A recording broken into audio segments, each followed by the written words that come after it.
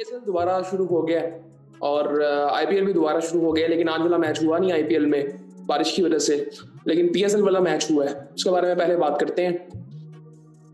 Karachi versus Peshawar का match था और दोनों टीमों ने आई थिंक मैं ये कहूँगा कि बहुत गंदी क्रिकेट खेली है आज।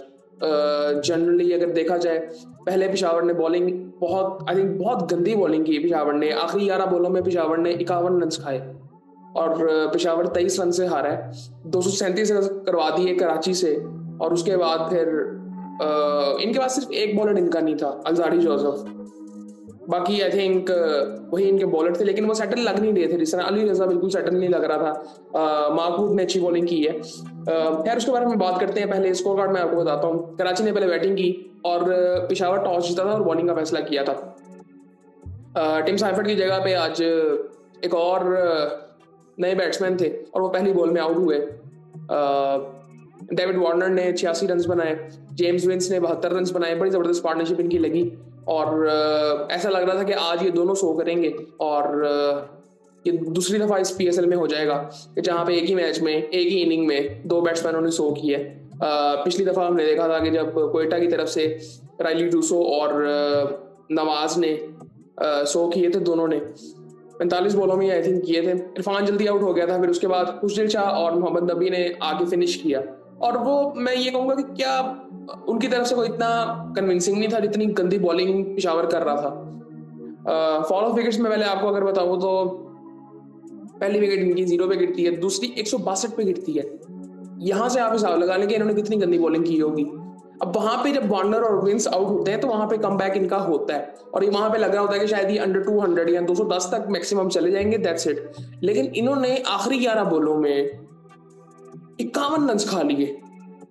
वहां से मैच मतलब मैं ये नहीं कहूंगा निकल गया हाथ से, बट वहां पे मैच किसी हद तक खत्म हो गया था।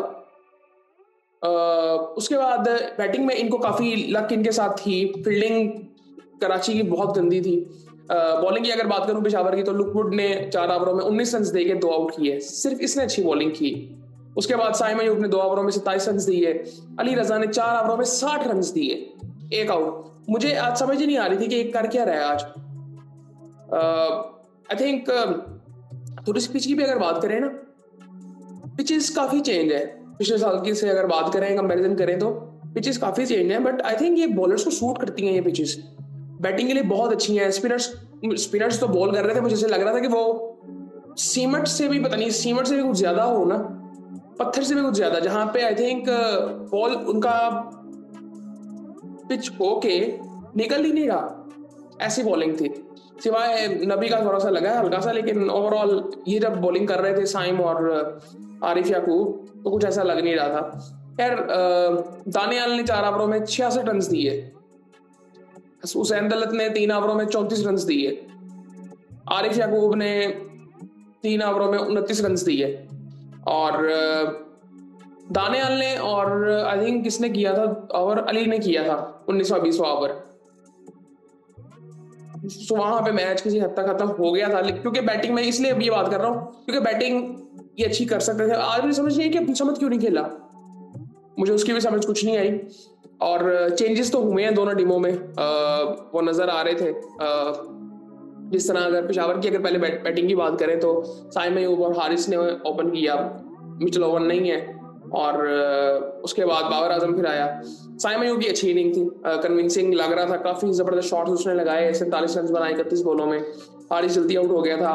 बाबर आजम बिल्कुल कन्विंसिंग नहीं लग रहा था और बाबर को आज बहुत ज्यादा चांस मिले। आई थिंक 3-4 रनआउट उसके मिस हुए हैं, 2-3 कैच छूटे हैं और जो शॉट्स भी उसके लग रहे थे शुरू में और बीच में भी कुछ शॉट्स ऐसे थे कि जो कि आई थिंक लक कह सकते हैं उसके साथ बहुत ज्यादा थी। 94 रन उसने बनाए, कुछ बड़े जबरदस्त शॉट्स भी लगाए, बट मैं ये नहीं कहूंगा कि पूरी इनिंग बहुत ज्यादा कन्विंसिंग थी। उसकी एक वजह मैं आपको बताता हूँ कि जिस तरह से आज रनआउट के चांसेस बन रहे थे ना, ये तब होता है कि जब आपके दिमाग में बहुत सी चीजें चल रही हों। और अभी इसका एक इंटरव्यू भी हुआ था बाबर का, जिसमें इसने काफी बातें की हैं। इसने एक बात की जो कि लोग डिस्कस कर रहे हैं बड़ी पॉजिटिवली, वो पॉजिटिव बात नहीं थी। इसने ये बात की कि मैं आज भी ग्राउंड में उतरता हूँ ना तो मैं मतलब कॉन्फिडेंस वो मेरे अंदर नहीं होता, उस वक्त मैं कंफ्यूज होता हूँ बहुत ज्यादा। और तो ये कोई अच्छी बात नहीं है। ये मैं अगर आप मेरा काउंटर क्वेश्चन मेरा ये बनेगा कि फिर इतने साल क्रिकेट खेल के आपने सीखा क्या, आपकी एवोल्यूशन क्या हुई है? मेरे ख्याल से बाबर ने अपना पूरा पोटेंशियल अभी तक अचीव ही नहीं किया, और उसकी सबसे बड़ी वजह ये है कि हमारी जो अप्रोच होती है वो सीखने की होती नहीं है। सो मेरा ये चीजें देख के ना मुझे साफ ये लगता है, मैं ये बिल्कुल नहीं कहूंगा कि ये सिर्फ इसके साथ है, ये आप जनरली अगर देखेंगे ये हमारी सोसाइटी में ये चीजें हैं कि हम जिंदगी को किस नजरिए से देखते हैं। ये वो टाइम था, मुझे लगता है कि बाबर को एक लंबा ब्रेक लेना चाहिए ओवरऑल क्रिकेट से। जस्ट ये नहीं कि मैं बस थोड़ी देर के लिए क्रिकेट छोड़ूंगा 2-3 महीने के लिए, नहीं, क्रिकेट को जनरली छोड़े, बिल्कुल इससे दूर हो और दोबारा जरा सोचे अपने बारे में, अपनी जिंदगी के बारे में, क्रिकेट के बारे में कि क्या इसका मकसद है क्रिकेट खेलने का, इसका जिंदगी का मकसद क्या है।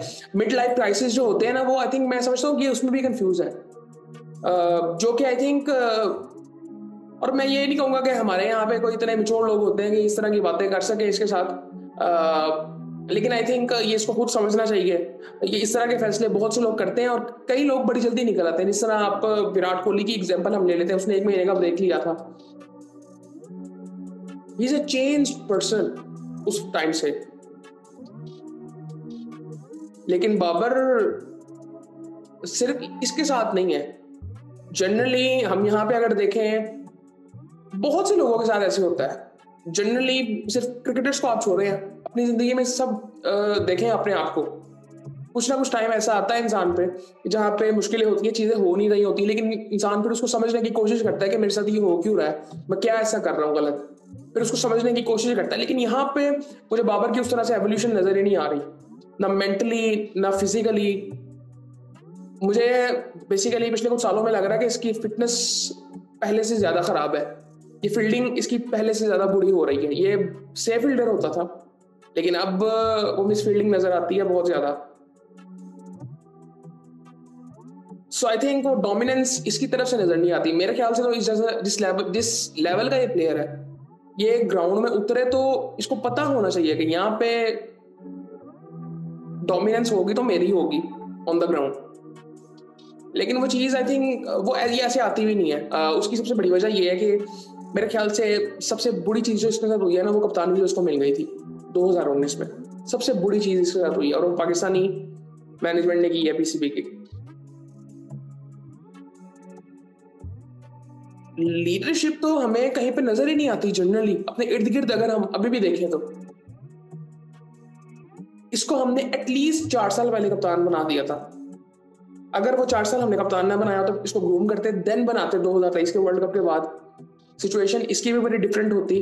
वो एवोल्यूशन, वो सीखने की ना एक क्यूरियोसिटी इंसान के अंदर होती है कि यार मुझे सीखना है, मुझे अपने आप को बेहतर करना है। वो हंगर सिर्फ रन्स की नहीं होती, अपने आप को जनरली जिंदगी में भी बेहतर करना। मैं पिछले कुछ आई थिंक मैंने वीडियो में बात भी की थी, जहां पे एक टाइम के बाद ना हमें पता चलता है कि यार क्रिकेट ना एक जिंदगी का हिस्सा है, जिंदगी नहीं है। सो वो चीजें ना हमारे क्रिकेटर्स में आती नहीं है, या जनरली लोगों में किसी भी में भी नहीं आती। यार ये सब चीजें जिंदगी का हिस्सा है और इन सब चीजों को हमने साथ लेके चलना है। यार ये वीडियो लंबी हो रही है, ये बाबर आजम में बहुत ज्यादा लंबी बात हो सकती है, क्योंकि बहुत सी चीजें नजर आती हैं। ये इसके सिर्फ टेक्निकल मसले नहीं है। लोग ये कह रहे हैं कि इसके टेक्निकल मसले बहुत ज्यादा बैटिंग में, वो क्यों है? क्योंकि वो यहाँ से वो सही है ही नहीं उसका दिमाग इस वक्त, वो मेंटली बहुत डिस्टर्ब है आई थिंक इस वक्त बाबर आजम।